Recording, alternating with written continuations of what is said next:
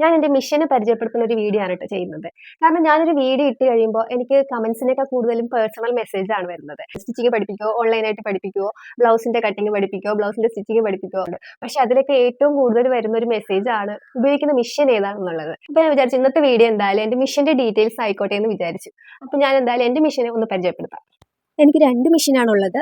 ഇതാണ് ഉഷയുടെ USB 5 power മെഷീനാണ്. അപ്പോൾ ഞാൻ നോർമലി ഉപയോഗിക്കുന്നത് ഇത് തന്നെയാണ്. പക്ഷെ ഞാനിപ്പോൾ റിവ്യൂ പറയാൻ പോകുന്നത് ഈ ഒരു ടേബിൾ ടോപ്പ് മെഷീൻ്റെ ആണ് കേട്ടോ. ഈ ഒരു മെഷീൻ കണ്ടിട്ടാണ് കൂടുതൽ പേരും എന്നോട് ചോദിച്ചിട്ടുള്ളത് മെഷീൻ ഏതാണെന്നുള്ളത് കേട്ടോ. അപ്പോൾ ഇത് ഉഷയുടെ ജെനോമി 3160 PG എന്നാണ് ഇതിന്റെ പേര്. ഞാൻ കൂടുതൽ വലിച്ചു നീട്ടുന്നില്ല. ഉഷയുടെ 100 ഇയർ എഡിഷൻ ആണ് കേട്ടോ ഈ മെഷീൻ. ഫുള്ളി ഓട്ടോമാറ്റിക് ആണ്. ഇപ്പൊ ഇതിന്റെ പേരിനൊരു ചെറിയ മാറ്റമുണ്ട്. ഡ്രീം മേക്കർ 60 എന്നാണെന്ന് തോന്നുന്നു. സാധാരണ ടേബിൾ ടോപ്പിനെക്കാട്ടിലും കുറച്ചും കൂടി സ്റ്റിച്ച് പാറ്റേൺസ് ഇതിൽ കൂടുതലുണ്ട്. ഒരു 59 ടൈപ്പ് ഓഫ് സ്റ്റിച്ച് പാറ്റേൺസ് ഇതിലുണ്ട് കേട്ടോ. ഒരു 49 വരെയൊക്കെ നമുക്ക് എല്ലാ ഡിസൈനും ഒക്കെ ചെയ്യാൻ വേണ്ടിയിട്ടുള്ളതാണ്. 50 തൊട്ട് ഈ ജെൻസിന്റെ ജീൻസ് അതുപോലത്തെ കട്ടിയുള്ള സംഭവങ്ങളൊക്കെ സിബ് വെക്കാനും ബട്ടൺ ഹോൾ വെക്കാനൊക്കെയുള്ള ഒരു സ്റ്റിച്ച് പാറ്റേൺ ആണ് ഉള്ളത്. അപ്പൊ ഇതിന്റെ കൂടെ തന്നെ നമുക്കൊരു ബോബിൻ ബോക്സ് കിട്ടുന്നുണ്ട്. ബോബിൻ ഒരുപാടുണ്ട്. പിന്നെ 2 ബോക്സ് കിട്ടും കേട്ടോ. വേറെ ഒരു ബോക്സ് കുറച്ച് നീഡിൽസും കുറച്ച് ത്രെഡും ഒരു സിസറും അങ്ങനെ കുറച്ച് വേറൊരു ബോക്സും കൂടെ കിട്ടുന്നുണ്ട്. അതിവിടെ എവിടെയൊക്കെയോ ഉണ്ട്, ഞാൻ കാണിച്ചു തരാം. പിന്നെ ഇതിന്റെ മോട്ടറാണിത്. പിന്നെ ഈ മെഷീൻ മോട്ടർ ഇല്ലാതെയും ഉപയോഗിക്കാം കേട്ടോ. പിന്നെ അതിന്റെ സ്വിച്ച് ആണ് ഈ ഒരു ഭാഗത്താണ് ഇത് കണക്ട് ചെയ്യേണ്ടത്. ശേഷം നമ്മൾ സ്വിച്ച് ഓൺ ചെയ്തിട്ട് മിഷനിൽ സ്വിച്ചും കൂടെ ഓൺ ചെയ്ത് ഇവിടെ ആയിരിക്കും ഇതിന്റെ സ്വിച്ച് വരുന്നത്. അപ്പൊ തന്നെ ഓൺ ആകും. ഇതൊരു ഡിസ്പ്ലേ ആണ്, നോബ് ഒന്നുമല്ല.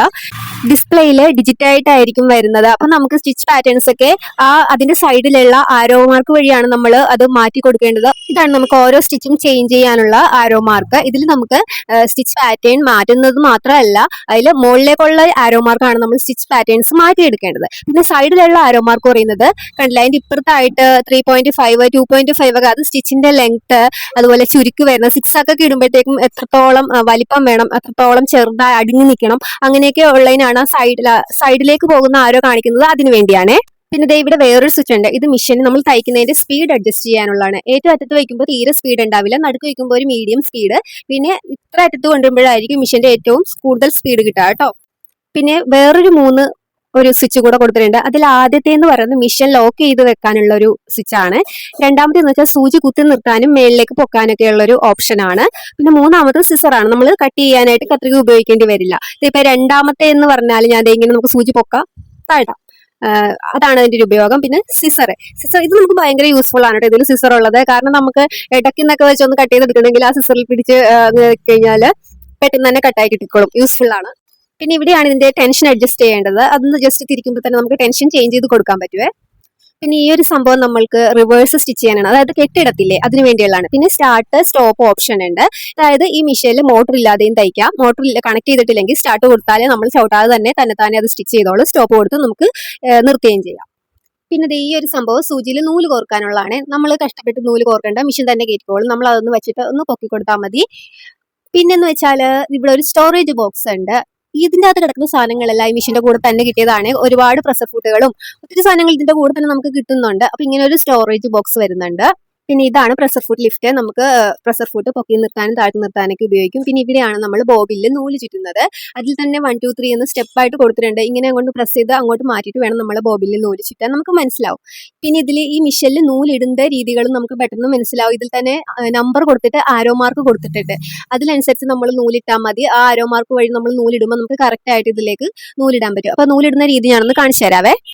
ആ ആരോ മാർക്ക് വഴി നൂല് കൊണ്ടുവന്നിട്ട് ലാസ്റ്റ് ഇവിടെ എത്തും. ഇവിടെ എത്തിയിട്ട് അതിന്റെ ഉള്ളിൽ കൂടെ ആ സംഭവം താഴ്ത്തിയിട്ട് അതിലൊരു ആരോ മാർക്ക് ഉണ്ട്, അവിടെ ആയിട്ട് ഈ നൂല് ഇങ്ങനെ വെക്കുക. എന്നിട്ട് അതൊന്ന് ജസ്റ്റ് പൊക്കി കൊടുക്കുമ്പോൾ തന്നെ നൂല് സൂചിയിലേക്ക് കയറും. ഞാൻ ഒന്നുകൂടെ നിങ്ങൾക്ക് മനസ്സിലാവുന്ന രീതിയിൽ കാണിക്കുന്നുണ്ട്. അങ്ങനെ വെച്ചിട്ട് ആ ഒരു സംഭവം ഒന്ന് പൊക്കി കൊടുക്കുക. അപ്പൊ തന്നെ നൂല് സൂചിയിലേക്ക് കയറും. നമ്മൾക്ക് ഒരുപാട് കഷ്ടപ്പെട്ട് സൂക്ഷിച്ച് നോക്കിയൊന്നും നൂലിടേണ്ട ആവശ്യമില്ല. വളരെ സിമ്പിൾ ആണ്. എന്നിട്ട് ആ പ്രഷർ ഫുട്ട് ലിഫ്റ്റ് ഒന്ന് പൊക്കിയിട്ട് നൂല് നമുക്ക് അതിലേക്ക് ഇടാനും പറ്റുവേ. പിന്നെ ഇതിന്റെ വേറൊരു പ്രത്യേകത എന്ന് വെച്ചാൽ ഇതിന്റെ ബോബിൻ ഇടുന്ന സ്ഥലം മെഷീന്റെ ടോപ്പ് ഭാഗത്ത് തന്നെയാണ്. നമ്മൾ സ്റ്റിച്ച് ചെയ്യുന്ന ആ സ്ഥലത്ത് തന്നെയാണ്. സാധാരണ എല്ലാ മെഷീന്റെയും താഴത്തോ അല്ലെങ്കിൽ സൈഡിലൊക്കെ ആയിട്ടായിരിക്കും ഒരു ബോബിൻ ഇടുന്ന ഒരു സംഭവം വരുന്നത്. അപ്പൊ നമ്മൾ കുനിഞ്ഞു നിന്ന് നോക്കേണ്ടതൊക്കെ വരും. പക്ഷെ അതിന്റെ ആവശ്യമില്ല. ഫ്രണ്ടിൽ തന്നെയാണ്. ഇത് ഇടാനും അത് എടുക്കാനൊക്കെ വളരെ എളുപ്പമാണ്. അതിൽ നിന്ന് പ്രസ് ചെയ്യുമ്പോൾ തന്നെ നമുക്ക് ഇത് ഓപ്പൺ ആയി വരും. അതുപോലെ തന്നെ വെക്കാനും പറ്റും കേട്ടോ. പിന്നെ ഇത് ഇവിടെ ആയിട്ട് ഒരു ഹാൻഡിൽ വരുന്നുണ്ട്. നമുക്ക് മെഷീൻ ഒന്ന് മാറ്റി വെക്കണമെങ്കിൽ പൊക്കിക്കൊണ്ട് നടക്കേണ്ട ആവശ്യമില്ല, അതിൽ പിടിച്ചെടുത്താൽ മതി കേട്ടോ.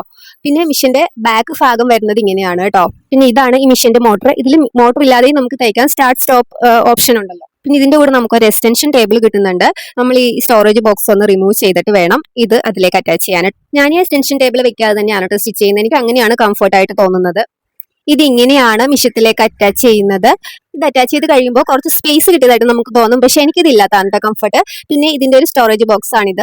ഇതിന്റെ അകത്തുള്ള ഈ സാധനങ്ങളെല്ലാം ഈ മിഷ്യൻ വാങ്ങിച്ചപ്പോൾ കിട്ടിയത് തന്നെയാണ്. ഇത് നമ്മൾ എംബ്രോയിഡറി ചെയ്യുന്ന ഫൂട്ടാണ്. കുറച്ചധികം പ്രഷർ ഫൂട്ട് നമുക്ക് ഇതിന്റെ കൂടെ കിട്ടിയിട്ടുണ്ട് കേട്ടോ.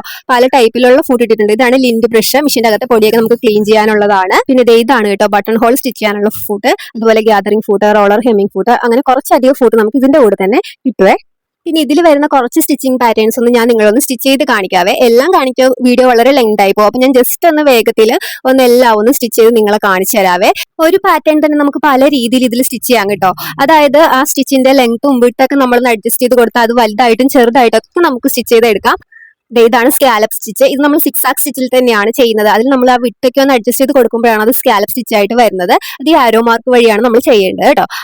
ഇതിൽ വരുന്ന വേറൊരു ഡിസൈൻ ആണ്. ഈ ഫ്ലവറിന്റെ പോലത്തെ ഡിസൈൻ നമുക്ക് ചുരിദാറിന്റെ ഒക്കെ നെക്കിലൊക്കെ വെച്ച് കൊടുക്കാം, അതുപോലെ സ്ലീവിന്റെ എൻഡിലൊക്കെ വെച്ച് കൊടുക്കാൻ പറ്റുന്ന ഒരു ഡിസൈൻ ആണ്. അപ്പൊ ഈ എല്ലാ ഡിസൈനും നമ്മുടെ ഇഷ്ടത്തിന് വലുതാക്കിയും ചെറുതാക്കിയും ഒക്കെ നമുക്ക് ചെയ്തെടുക്കാം കേട്ടോ. അപ്പോൾ ഈ മിഷ്യൻ ഞാൻ വാങ്ങിച്ചപ്പോഴുള്ള റേറ്റ് 26,000 രൂപയാണ്. ഉഷയുടെ 100ാം വാർഷികത്തിന് ഇറങ്ങിയതാണ്. 3160 PG എന്നാണ് ഇതിന്റെ പേര്. പിന്നെ കൂടുതലായിട്ട് എല്ലാവരും ഉപയോഗിക്കുന്ന ഉഷയുടെ ടേബിൾ ടോപ്പിൽ വരുന്ന അല്ലൂർ DLX ആണ്. അതും നല്ലതാണ്. 15,000 രൂപയുടെ താഴേക്ക് അതിന് റേറ്റ് വരുന്നുള്ളൂ. നമുക്ക് ഡൊമസ്റ്റിക് യൂസിനാണെങ്കിൽ അത് മതിയാകും. ഞാൻ ഉപയോഗിക്കുന്ന 2 മിഷ്യനും ഉഷയുടെ തന്നെയാണ്. പവർ മിഷ്യൻ USB 5 ആണ്. അതിന്റെ റിവ്യൂ ഞാൻ വേറൊരു വീഡിയോ ആയിട്ട് ചെയ്യാവേ. അപ്പൊ ഇത്രയൊക്കെയുള്ളൂ ഈ മിഷ്യനെ പറ്റി പറയാനായിട്ട്. അപ്പോൾ വീഡിയോ ഇഷ്ടപ്പെട്ടാൽ നിങ്ങൾ ലൈക്ക് ചെയ്യാനും ഷെയർ ചെയ്യാനും പിന്നെ നമ്മുടെ ചാനൽ ഒന്ന് സബ്സ്ക്രൈബ് ചെയ്യാനും മറക്കരുത്. പിന്നെ നിങ്ങൾക്ക് ഇതിനെപ്പറ്റി എന്തെങ്കിലും ഡൗട്ട് ഉണ്ടെങ്കിൽ കമന്റ് ആയിട്ട് ചോദിച്ചാൽ മതി, ഞാൻ പറഞ്ഞുതരാം. അപ്പോൾ എല്ലാവർക്കും താങ്ക് യു സോ മച്ച്.